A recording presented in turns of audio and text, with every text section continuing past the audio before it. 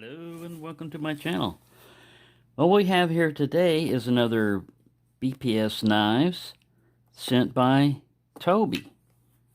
And this one is the HK1S model. It's a Scandi grind. I think if it has an S on the end of it, then that means Scandi with this company here.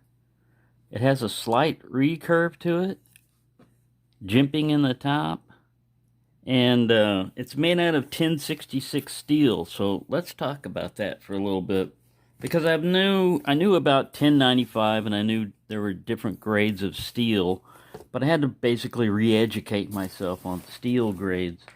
So from what I've been reading, when it goes like 1095, the first number designates the element, and one being in this case carbon, and this is using the SAE designation, or for steels, or the American one.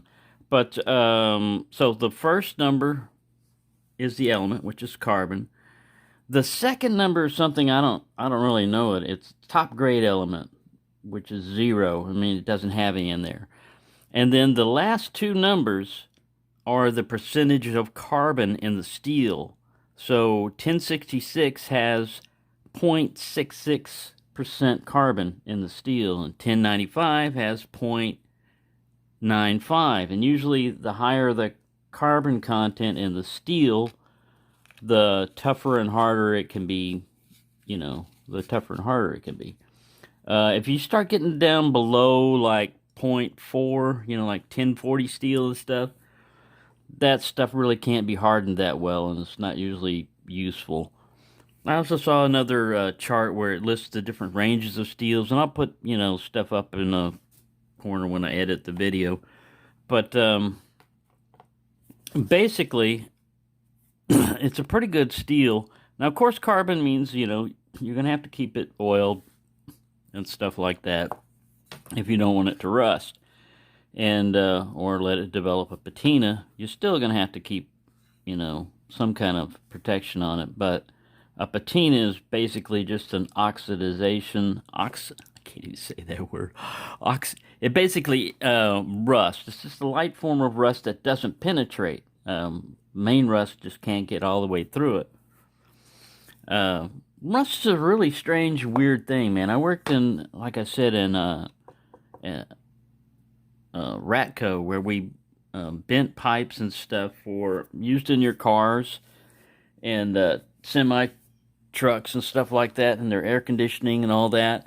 And so you start learning about different properties of metal. We worked with stainless steel, and we also had carbon steel and aluminum.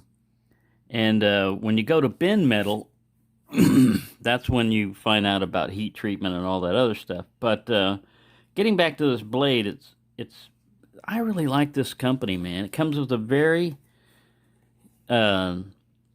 nice sheath, riveted right where the stress points would be at. Very nice stitching. They double stitch down here at the end. It's just like, you can just tell it's all burnished nicely. You can just tell somebody knows what they're doing with leather. This one has a dangler, which kind of gives you the option. If you want to run it like this, you can. Or if you want to run it as a dangler, you can. And the advantage of a dangler is when you go to sit down, if you got one like this thing's going to stay in pretty much one position, But a dangler is going to allow it to flex and move around. So it's usually more comfortable with the dangler. But that's just personal preference. Now, this one is a non-removable. It's riveted in there, but I've seen other ones where they give you the option, like, you don't want to dangle? Here, take this off. But it's really easy to, it just folds back like this. It stays out of the way if you don't want to use it. Now the knife, if you look at it, this is a pretty big sheath, because to push it all the way down there, you'd only have like this much of the handle sticking out. Now when I put it in the sheath, it starts getting tight right here. I mean, you don't want to shake out. You start shoving it further down in there, you still got, you're not, the blade tips right about here. at this point. But this gives you something good to grab onto. If you start shoving that thing all the way down, that's about as far as I can get that thing to go. I think we still got about a ½ inch or so of sheath here. Take some pulling. I'll probably keep it about like that, you know, maybe until the sheath breaks in and everything. Also, this one passes the smell test. This is real leather. So, yeah, this is pretty cool. I haven't treated it or anything else, but, so we have this kind of blade as opposed to a more traditional, you know, like Mora knife. Straight, stabby, you know, woodworking kind of knife. This one is the same thing, but what I like about it is you have more belly, especially here. And a lot of people will complain and moan about a recurved knife. It's too hard to sharpen. All you got to do is when you're holding it right here is just rotate. Just go along with it, you know, or use a crock stick. Anyway, it does take a little bit more effort to sharpen. But, I mean, I think a lot of the people that poo-poo a recurve blade... Let me see if I can find something to show you. Let's put it on the edge of this. You see how it sits?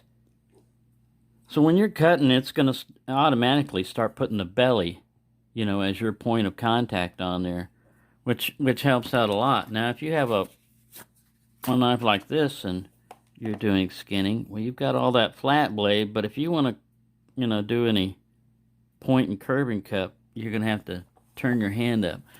I haven't carved enough with a recurve blade, or I have had them before and I have sharpened them, but I don't think a lot of people just dismiss this type of blade because it's recurved, you know, like, it's gonna be hard to sharpen. In reality, a lot of people that say that don't even sharpen their knives at all, you know. So, you know, I'm not saying everybody that doesn't like a recurve doesn't know how to sharpen a blade, but still, it's no reason to reject a perfectly good knife, in my opinion. It's all I'm saying. But it's got a nice ergonomic handle. Fits well in the hand. It came wrapped in, there's a bunch of oil on this. This is walnut wood. I'll give you the specifications off of, that I found off of Amazon for it. But it comes with oil wrapped on the blade, and then it's wrapped in, you know, protective piece of paper around the blade, and then saran wrap, kind of like stuff, shrink wrap. Anywho, let's get to the measurements just to verify. So we've got about a 4-inch cutting blade, or, of course, the specifications will say this, but I always like to verify it, because sometimes there's typos. Like Smoky Mountain Knife Works showed that small toothpick is 5.6 ounces, and the thing weighs less than 2 ounces. So, I mean, if you just go off of figures that you get off of the internet, even from reputable companies, they can be wrong sometimes. They don't always catch it right away. All right, so our overall length is a little over 8.5 inches.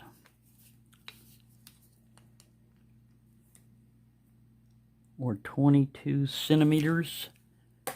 So besides this knife, he also sent me a bunch of ferro rods. I love these things, man. I love ferro rods. And we'll have to get into one of them, how to strike a fire with a ferro rod, because sometimes people will have, you know, like a dainty little thing like a bird's nest or a clump of shavings, you know, and they go like this. And the problem with that is when you go, you could easily just knock your embers and everything off. Believe me, if you're trying to get a fire and you're using a ferro rod, a lot of times it's easier just to stake the rod on the thing and pull the knife back. I mean, pull the rod itself back, like, I don't know, put the rod on it and hold it down like that. Anyways, we're not getting into ferro rods right now, but we will play around with these later. But yeah, it's a good knife. Let me get the weights up here because I haven't memorized it or anything. I was having one of those senior moments. Everyone's had a senior moment in their life, even no matter what your age is. It's when you go, oh, your brain just stops working. Anyways, the knife itself weighs 4.8 ounces or 135 grams, and the knife with the sheath weighs 7.4 ounces or 210 grams. I had those numbers memorized in my head before I started this video. I looked at the specifications and all right, I remember the Rockwell hardness on this, 58 to 59, and I come up to the weight of the knife, and I go, no numbers, not even a clue, you know, not even close. So yeah, senior moment. Next year I'll officially be a senior. I'll be 65, so I'm in kind of one of those strange times of age, you know, where you're not officially listed as a senior citizen, but you know you are. Anyway, enough of my problems. This is a nice walnut handle with, you know, a little swell in there and everything. Your hand rests in here pretty good, so I don't know how much necessarily stabbing you'll be doing with this, but if you were able, you know, wanting to stab and you were worried about not having a cross guard, then you just live with your consequences, I guess, because it doesn't feel like your hand's gonna go up there without realizing, hey, you're slipping, you know, and you either tighten your grip or you just deal with cut fingers if you're going against hobo armor. This one would probably be better against hobo armor because of the straightness of the, you know, the pointiness of it. I think what happens is when you go to hit like resistance of like cardboard, the first thing you hit is, you know, like the first layer, and you're doing fine with the tip, but then you see how the blade starts widening out, so it's going to make a more of a cut. Yeah, but it's going to slow you down because it's doing more cutting this way, whereas a straight one is just going to be following a path that's already been created by it. I don't know why we're getting into hobo armor. But, and Boris has been observing, which, along with Nigel, I can understand Nigel, he's Nigel Knife News, but Boris is supposed to be into mattresses, so maybe he's branching out and going to get into selling knives, but I don't know. I'm not selling knives. I just don't know what Boris is up to. But yeah, this thing comes sharp out of the box. Super sharp. And this is 2 layers. This is slicing through. Let's do a cut of pallet wood and see if it has the issue that cold steel had. Which, that was just one... That was just on the original edge on that, on the fin wolf. Alright, so we got the same stuff. Let's just do a little... Oh, yeah. It really wants to dig in. A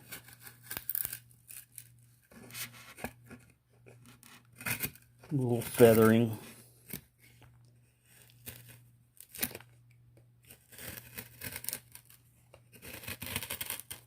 Oh, yeah.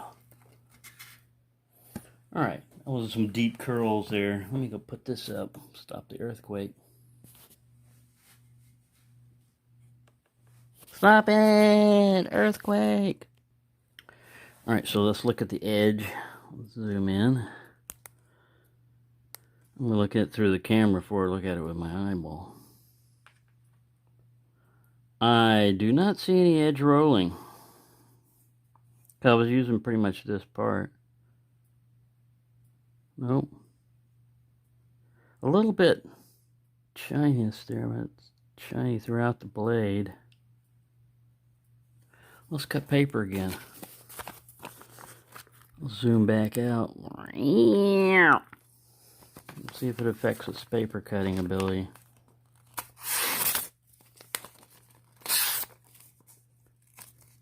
It does feel like it could use a little stropping. I mean, but it still cuts. Still cuts fine. Well, maybe not. Maybe no, it doesn't need any stropping. Let's try the old hairy arm test. Oh, let's zoom in. Even I can't see that. Alright, there's my hair. Hair everywhere. There goes hair. Yeah, I haven't stropped this or anything. I'm losing hair. You know, if I was going to be shaving with this after carving pallet wood, I would probably strop it, but the chances of me needing to shave after. Anyway, we'll not get into that. So yeah, it's a great knife. Thank you, Toby and family. I'm getting all set for Scandi World, vacation to Finland or something. But yeah, these are really great knives. So far, you know, from what I've been messing around with them, this one's got a little area on the end for a lanyard that you could put in there. You could also strike your ferro rod down here, since this is 90 degrees, if you didn't want to mess up your blade. Got very effective jimping up here. You definitely feel it. Your thumb isn't going anywhere. You can really get on it. It's a finger magnet. But yeah, it's a great knife. Now, I was watching a video from Ken Noseworthy from a while back, and he was saying the way to prevent your Scandi grind from going away, because a lot of people strop this, is he always just went with stones. He would just put it on a flat stone, because a lot of times people would strop and change the angle. He said if you want to strop on leather a Scandi grind, you keep it, I don't have anything flat, you keep it on the bevel like that. You don't try to pull up, you don't try to push down too hard. And because if a Scandi grind starts turning into a convex, you've got to take up a lot of metal to get it back into a Scandi grind. And a lot of people just avoid that by just doing a micro bevel. You know, they just put another edge on there. I'm not going to do that because I like Scandi grinds. If I wanted a bevel, I'd go to a regular knife. So anyway, there you go. That's just some more stuff and some more information about steels and stuff. Because I went to Blade HQ and looked at theirs, it didn't tell me a whole lot. It just jumped right up to 1095, which is, you know, 1095 is usually what you think about on steel, and that's 0.95% carbon in it, so it has more carbon. It's usually tougher, but this 10 grade steel is used in swords, axes, chopping stuff, which is great, you know, when you're going to baton the hell out of wood and stuff with it. So there you go, and it was a long-winded one, but anyway. Boris approve! Uh-oh. Oh no, he's getting into the knife industry, I think, somehow. What makes you an expert on knives? I'm from Russia. We live with knives. Baby instead of bottle, they give baby a knife to play with. Oh, I didn't know that. Thank you for watching, and have a nice day.